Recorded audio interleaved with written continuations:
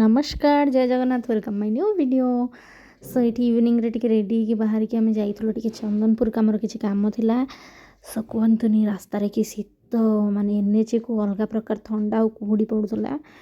सो जहाँ जमी जेहेतु कम था तो बाहर की जाइलु।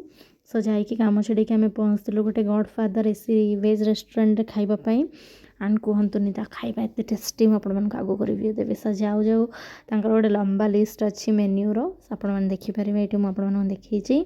एंट्रेंस टाइम किसी भितर को जावाई थी। सो जाऊ जाऊ तक प्रथम पड़े किचन ये स्टाफ मैंने सब कम करते बेस किसी वीडियो बन पाने टिके वीडियो बनी। सो मुझे नेक्स्ट टाइम जी आप बहुत ही बढ़िया से वीडियो बन कि। सो भर आमेन्स एमती किसी छोट रेस्टोरेंट बट खाइबा माने कहते जो छोट पैकेज बड़ा धमाका।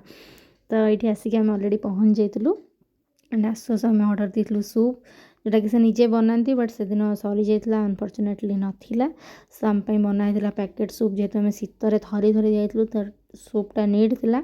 तो सी बनईकि आम हिसाब से देते आम जेहतु कहलु हाँ बनईदे बोले से देते। तो ये मुझे सूप पी दी। तापर आम ऑर्डर देलु मशरूम पकोड़ा एंड ये पलि आसला मशरूम पकोड़ा। मशरूम पकोड़ार टेस्ट भी बहुत ही बढ़िया थिला। सो मैंने गरम गरम को ठंडा ठंडा पाग गरम गरम खाइबार मजा ही किसी अलग। तापर आम ऑर्डर करूँ पनीर मशरूम चाउमिन एंड तार टेस्ट कौन कह सी भी बहुत ही बढ़िया थिला। खाइबा सबू A1 थिला एंड ये आम ऑर्डर देलु वेज फ्राइड मोमो। तो सी भी गरम गरम पूरा बढ़िया से बनई आनी देते पूरा गरम थिला। सो ये खाई देलु एंड कौड़ा शीत होता आपने देखिए मोर टोपी ही बाहर नाला से भाई ठंडा लगुला। एंड ये आम ऑर्डर करूँ लास्टली लाछा पराठा आउ चिली कोबी एंड पनीर दो प्याजा एंड यहाँ मस्ट आप ट्राए करेंगे लाछा पराठा और चिली कोबी पनीर दो प्याजार टेस्ट पूरा अलग प्रकार मैंने आप कहतुनि। प्रथम मुझे टेस्ट करी चिली कोबी सह तापर मु टेस्ट करी दो प्याजा पनीर दो प्याजा सह बहुत ही बढ़िया टेस्ट थी। आपने निहाती विजिट करूँ आपको निहाती भल लगे। सो आज ये आपको केमती कौन वीडियोटा लगे निहाती भाव में कमेंट करेंगे।